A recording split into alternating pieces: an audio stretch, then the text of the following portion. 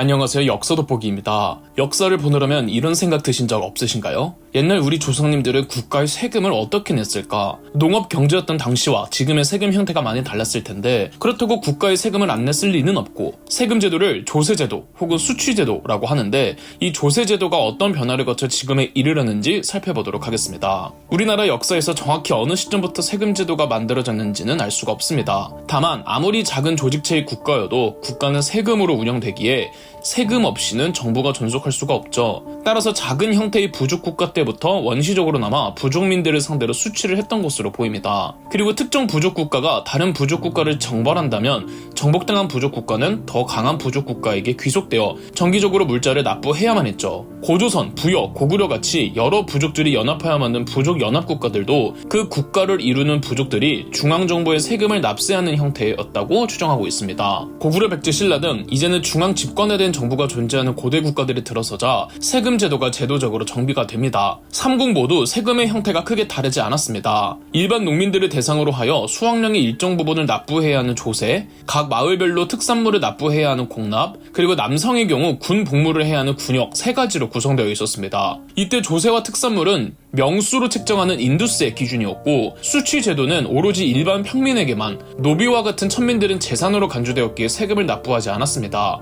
군역의 경우 평균 복무 기간은 3년이었습니다. 군역을 지기 위해 군에 입대하면 해당 남성의 가정은 다른 세금에서 일정 부분 면세 혜택을 받았습니다. 세금은 어느 시대나 예민한 만큼 확실한 기준이 있어야 하고 그 기준이 제대로 이루어져야 세금을 납부하는 백성들이 큰 불만을 품지 않고 이 지배체제를 공고히 할 수가 있습니다. 중앙 집권화로 넘어가기 전 부족 연합국가 단계일 때는 각 부족의 부족장들이 중앙정부의 감시나 지시를 무시하고 자기들 제멋대로 세금을 수취할 가능성이 있었기에 고대 국가의 중앙정부는 세금 제도의 정확한 기준을 성문화하여 법으로 만들어 놓고 이를 어기는 것은 법을 어기는 것이기에 처벌한다고 법을 체계화할 필요가 있었습니다. 이런 성문화된 법을 율령이라고 하며 고구려의 경우 4세기 17대왕 소수림왕 때, 백제의 경우 3세기 8대왕 고이왕 때, 신라의 경우 6세기 23대 법흥왕 때 율령이 반포되었습니다. 하지만 확실한 건 고구려, 백제, 신라 삼국이 끊임없이 전쟁을 해오면서 당연하게도 세 국가 모두 전쟁을 수행하기 위한 국고가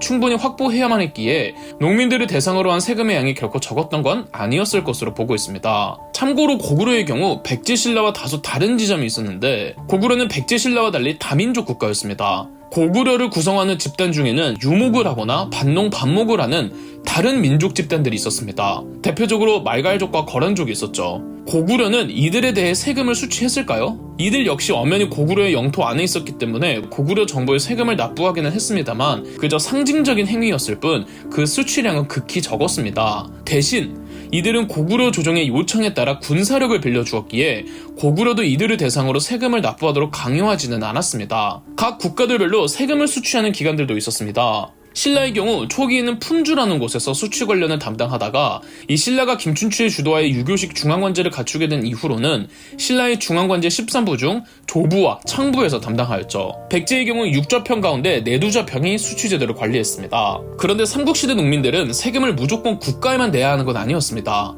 때에 따라서 세금을 정부가 아닌 귀족에게 내야 하는 경우도 있었습니다. 삼국시대 지배층인 귀족들은 과거의 부족장이었던 출신으로 중앙정부는 귀족 관료들에게 수조권을 지급했습니다. 신라의 경우 이 수조권이 적용된 토지를 노급이라고 불렀는데요. 수조권과 소유권은 다릅니다. 소유권은 세금을 납부해야 하는 농민들이 갖고 있는 권리고 수조권은 세금을 받는 권리죠. 수조권이란 국가 대신 세금을 징수할 수 있는 권리로 만약에 A라는 귀족이 일정 면적의 땅을 노급으로 받는다면 그 노급 안에 있는 농민들은 세금을 국가가 아닌 A라는 귀족에게 납부해야만 했습니다. 그리고 노급의 경우 특이하게 노동력 징발권도 있었습니다. 즉 내가 보유한 내 땅이 A라는 귀족의 노급에 해당하면 나는 세금을 A라는 귀족에게 내고 또 A라는 귀족의 필요에 따라 징발되어 노동력도 납부해야만 했죠. 하지만 통일 후 7세기 말 신라의 31대왕 신문왕은 노급을 폐지해버리고 관료전을 지급하기로 합니다. 관료전은 노급처럼 수조권은 있지만 노동력 징발권은 없었습니다.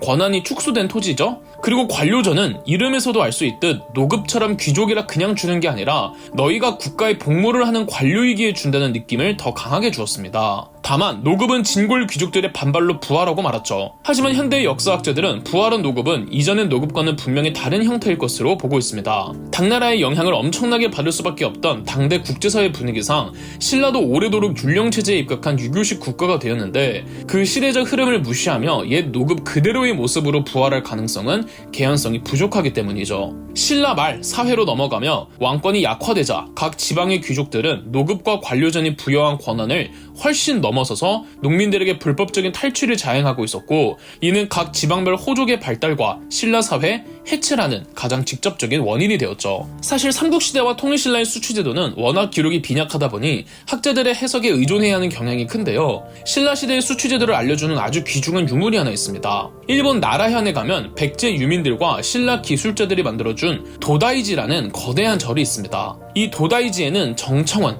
혹은 쇼쇼인이라는 당대 일본의 왕실 보물창고를 두었는데 여기서 한국과 관련된 유물들이 쏟아져 나왔습니다. 신라 전통악기인 신라금, 백제 의자왕이 선물했다는 바둑판과 바둑알 등이 말이죠. 그리고 다량의 불경이 나왔는데 그중 한 불경을 포장하고 있던 포장지가 신라시대 이면지였고, 이 이면지는 다름 아닌 신라의 촌락문서였습니다. 신라의 민정문서라고도 하는 이 문서는 통일신라 청주의 어느 지역 마을의 토지 및 인구 정보가 적힌 대장 문서였습니다. 이 민정문서에는 마을의 크기, 호수, 인구수, 가구수, 전답의 면적, 과실나무의 수, 가축의 수까지 3년을 주기로 기록되어 있는데, 이로 말미암아 일반 평민들은 약 10여 호의 가구로 구성되어 있는 촌을 말단 행정구역으로 구성되었던 것으로 보고 있습니다. 촌 이외에도 신라에는 향, 부곡이라는 하위 특수행정구역이 있었는데, 향, 부곡은 특정 물품을 생산하고 그것을 국가에 바치라는 전문적인 임무가 주어진 마을로, 애당초 마을의 형성 이유 자체가 국가에 세금을 바치는 것이었기 때문에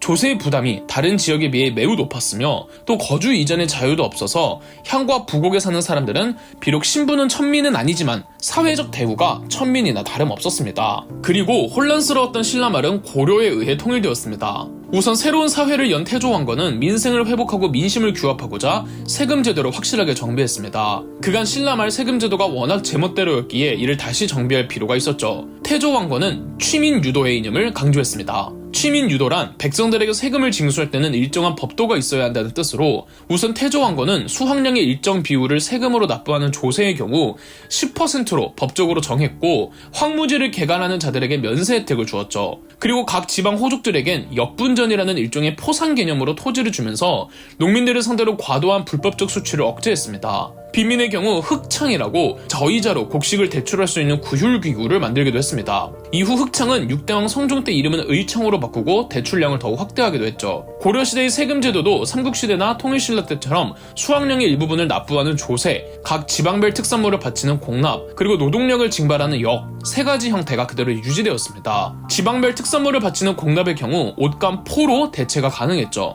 하지만 특산물의 경우 전문성이 필요로 하는 것들이 있었습니다. 그래서 고려시대에는 신라 때부터 내려오던 특수행정구역 향과 부곡에 소, 장, 처가 추가되었습니다. 향, 부곡, 소, 장, 처에 해당하는 마을들은 특수한 목적에 의하여 특정 품목을 생산하는 일종의 기능도시로 마을의 모든 사람들이 오로지 정부가 지정해주는 생산 과정에 참여해야 했습니다. 향과 부곡은 특정 농작물을, 소는 특정 물품을 제작하는 수공업 마을이었고, 장과 처는 궁원이나 사원에 소속되어 일정한 세금을 공납해야 했죠. 따라서 향, 부곡, 소, 장, 처의 사람은 다른 지역에 비해 조세 부담이 훨씬 컸으며 역시 거주 이전의 자유도 없었고 신분은 양민이어도 대우는 천민에 가까웠습니다. 세금의 경우 주로 강이나 해안가를 통해 수도 개경으로 운반했습니다. 수도 개경으로 운반하기 전에 각 주요 지방도시들을 위주로 조창이라는 창고를 만들어 인근 지역의 세금을 모두 모아놨다가 수도 개경으로 보내는 형태였는데, 보통 2월에 조창에서 출발해 4에서 5월까지 모두 개경으로 운송을 완료했다고 합니다. 노동력을 징발하는 역은 국가의 공사가 있을 때 동원되어 말 그대로 노동력을 투입하는 요역과 군복무를 하는 군역으로 나뉘어 있었고, 역의 대상자는 16세에서부터 59세까지였습니다. 고려시대에도 귀족들에게 주는 수조권의 토지가 있었습니다. 우선 관료로서 복무하는 대가를 주는 전시과가 있었고, 그저 귀족이라는 이유만으로 귀족 체제를 유지하겠다며 지급하는 공음전이라는 토지가 있었죠. 두 토지 모두 세금을 징수하는 수조권만 있을 뿐 노동력 징발권은 없었습니다. 우선 전시과의 경우 여러 차례 개정 작업을 거치다가 고려의 11대 왕이자 최고의 성군이라 손꼽히는 문종 때에 완비가 되어 체제를 잡았습니다. 확실한 법과 질서에 의해 수립된 전시과였지만 점차 고려도 시간이 흐르면서 전시과가 흔들리기 시작하고 고려 후기의 혼란스러운 사회로 접어드는데요. 세금 제도로 살펴보는 고려에서 조선, 여말 선초의 이야기는 다음 편에서 계속됩니다. 그럼 역사 돋보기였습니다. 저희 역사 돋보기가 멤버십 가입을 시작했습니다. 멤버십 가입을 해주신 분들 덕분에 영상 제작에 큰 도움이 되고 있습니다. 감사합니다. 영상 재미있으셨다면 구독과 좋아요, 알림 설정까지 해주시면 감사드리겠습니다.